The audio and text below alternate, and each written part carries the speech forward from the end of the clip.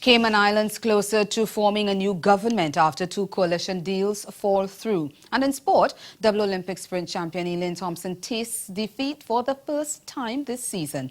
I'm Nicole Best, and this is the Caribbean in 10 for Monday, May 29. I'll be back with the details after the break. The Sajiko Cayfield School of Business and Management invites you to attend Navigating a Path to Growth, a risk and competitive intelligence conference at Hilton Barbados Resort on June 26th and 27th, 2017. Speakers include Global Strategy and Risk expert Dr. Andrea Schotter, Regional PwC Risk Assurance Leader Bruce Scott, Miss Lisa Padmore, Dr. Delisle Worrell, Mr. Ian D'Souza, Professor Patrick Hossain, Professor Julian Marcel, and many others. For more information, call 246-424-7731 or visit www.uwichsb.org. Secure your space today. In this special 21st century show, 3 stories on the world's ocean. Coral crusaders in the Seychelles, plastics pollution, a threat to us all, and saving the Pacific's tuna. 115 islands in the Indian Ocean and over 1 million square kilometres of sea. The Seychelles, tourist paradise and haven for fish. We depend on our marine resource.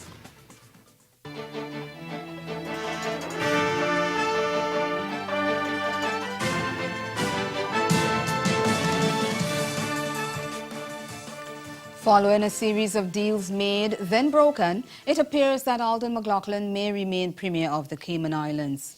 His Progressive People's Movement, the PPM, is in discussion with the independents who secured the majority of votes in last Wednesday's election to form a coalition government. This after an initial deal made by his party with the Cayman Democratic Party, the CDP, led by Makiva Bush, and then another between the independents and the CDP, both fell through. The territory has been in political limbo ever since independent candidates took 9 of the 19 seats up for grabs in the May 24 vote. The incumbent PPM took 7 and the CDP won the other 3. A minimum of 10 seats was required to win the government outright. So negotiations were taking place between the independents and the political parties to decide who would lead. In the first deal between the CDP and the PPM, McLaughlin would have been leader while Bush would have been Speaker of the House. In the unity government between the CDP and the independents, Bush would have been Premier. Guyana is making it clear it is taking no sides in the conflict in Venezuela.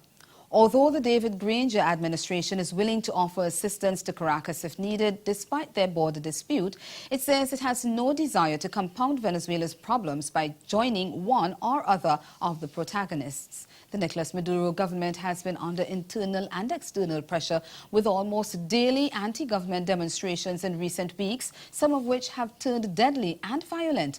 A statement from the Ministry of Foreign Affairs said that Venezuela's ambassador to Guyana, Reina Diaz, said her country could benefit from Guyana's support in the international level.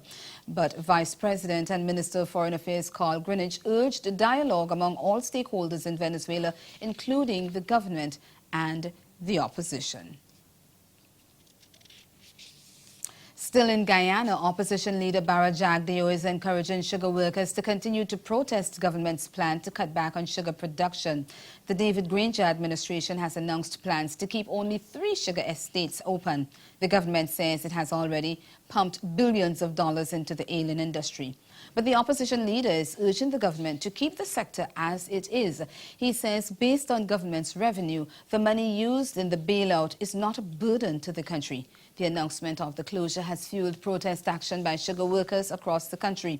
And they say closing the estate will affect their livelihood and cause a decline in the economy. Sean Mbarak of HGP Nightly News tells us more. Needing an annual bailout of more than $10 billion and another $18 billion to revive the Skeldon sugar factory alone, the government has opted not to take that route to save the sugar sector.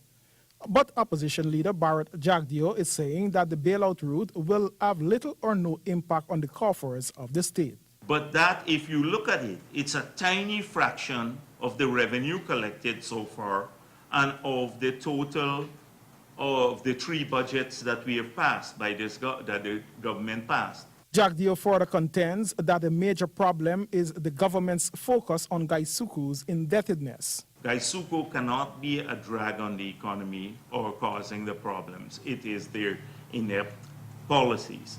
And that this big debt, ostensibly that the PPP left with Gaisuku, was causing the problem. Well, most of those debts were, a significant part were to government agencies.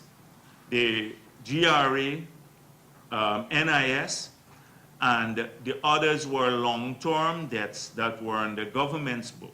Jack Dio went on to say that the government was not futuristic. Downsizing sugar is not a plan for the future.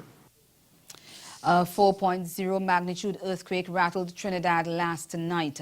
The Seismic Research Center says the quake, which occurred at a depth of 3 kilometers, was felt at 7:06 p.m. local time, and it occurred west of Trinidad in the Gulf of Paria. It was reportedly felt widely in Trinidad. However, there were no reports of injuries or damage.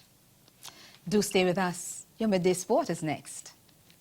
Grow your business or promote your event through the services offered by the Caribbean Media Corporation and CaribVision. Our distribution provides a platform on cable, terrestrial television, and websites. We cover carnivals and events from across the region. We can bring your event live and alive to the world.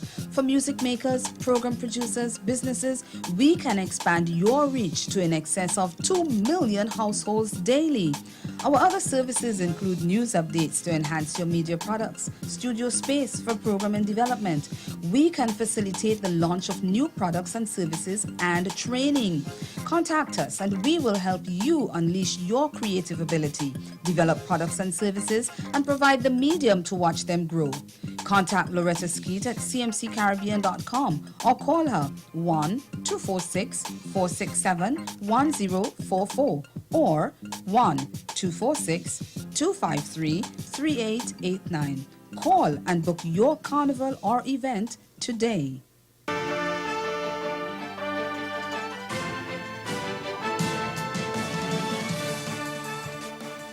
Double Olympic sprint champion Elaine Thompson tasted defeat for the first time this season in the 200 meters, but fellow Jamaican Omar McLeod kept up his excellent form as he won the men's sprint hurdles at the Prefontaine Classic on Saturday. In the third stop of the IAAF Diamond League Series, the 24-year-old Thompson never looked the part and crossed the line struggling in a time of 21.98 seconds behind American Tori Bori, who was dominant in a world-leading 21.77. That's 21.77.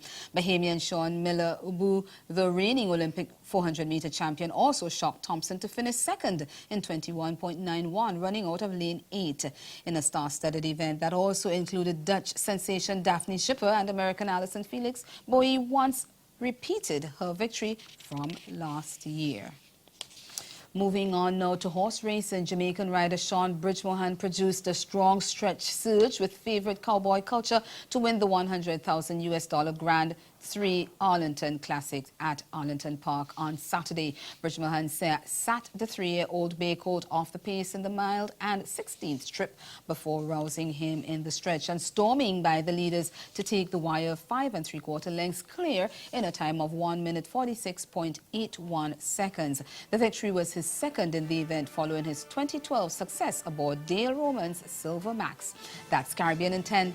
Join us at 6:30 for Caribbean Newsline. Have yourselves a good afternoon.